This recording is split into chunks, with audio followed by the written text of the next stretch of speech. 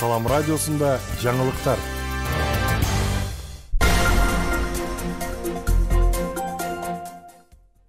Саламатсыз бардактуу угарман жана YouTube каналыбыздын көрүүчүсү. Эфирде жаңылыктар түрмөгү, аны менен мен Нурпейил Ашур кызы тааныштырам.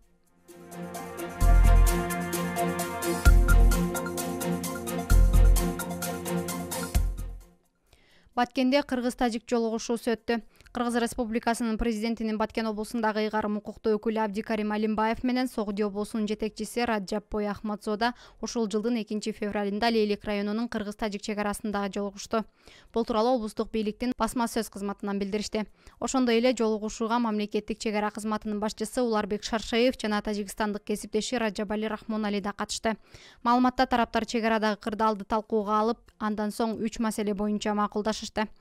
Чек ара аймактарында пайда болгон көйгөйлүү маселелерди сүйлөшүүлөр менен гана чечүү, 2023 жыл ичинде тынчтыкты сактоо багытында биргелешкен иш-чараларды өткөрүү, эки облуста тең чек арага жакын жашаган жашоочулардын арасында түшүндүрүү иштерин жүргүзүү жөнүндө сүйлөшүлдү.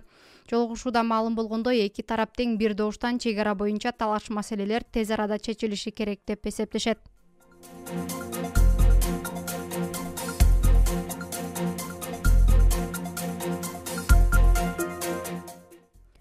Кыргызстанга мыйзамсыз алынып келинген Volvo маркасындагы техникалар аныкталды. Мамлекеттик бажы кызматы бажылык укук бузуу фактысын аныктады. Бул тууралуу аталган мекемеден билдиришти.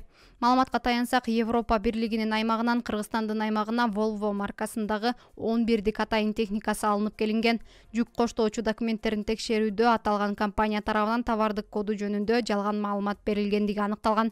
Мамлекетке келтирилген зыяндын суммасы 8.813.000 сомду түзгөн. Аталган факт боюнча материалдар башкы прокуратурага өткөрүп берилген.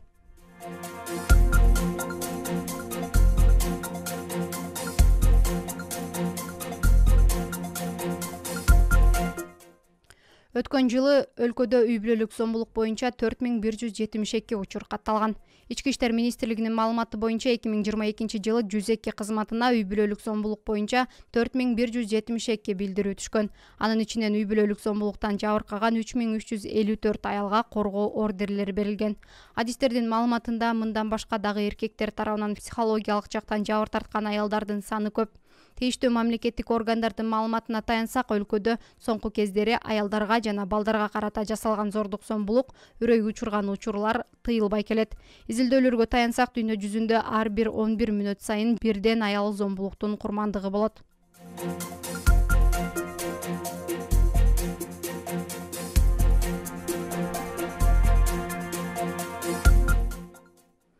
Баткенде 30 бала бакчанын бөлмөлөрү жаңыланат. Билим берүү жана илим министрлигинен билдиргендей, Баткен, Ош, Жалал Абад облустарындагы жамааттык бала бакчалардын бөлмөлөрүн реабилитациялоо жана санитардык түйүндөрдү куруу боюнча тендер жарыяланды.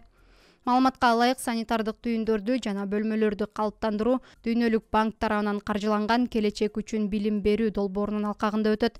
Тендер 3 облустагы 280 бала бакча үчүн 70 лотту камтыйт. Ал эми Баткен облусунда 30 жамааттык бала бакча жана 12 лотту камтыйт. Белгилей кетсек, Лейлик районунун аймагындагы 38 мектеп келечек үчүн билим берүү долбоорунун алкагында эмерек жана компьютердик жабдуулар менен камсыз болгон.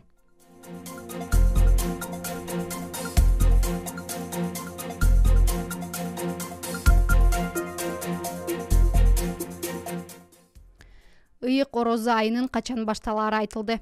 2023 жылы Рамазан айы 23 мартта башталышы мүмкүн. Ал эми кадыр түн апрелдин 17-синен 18-ине караган түнү болсо, орозо айт 21 апрелде, курман айт 28 июнга туура келет. Бул тууралуу Кыргызстан мусулмандарынын дин башкармалыгынан билдиришти.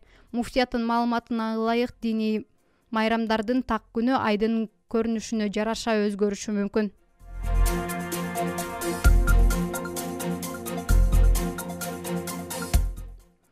Күндүн маанилүү учурлары мына ушулар болду. Кайрадан эфир аркылуу амандашканча саламатта туруңуз.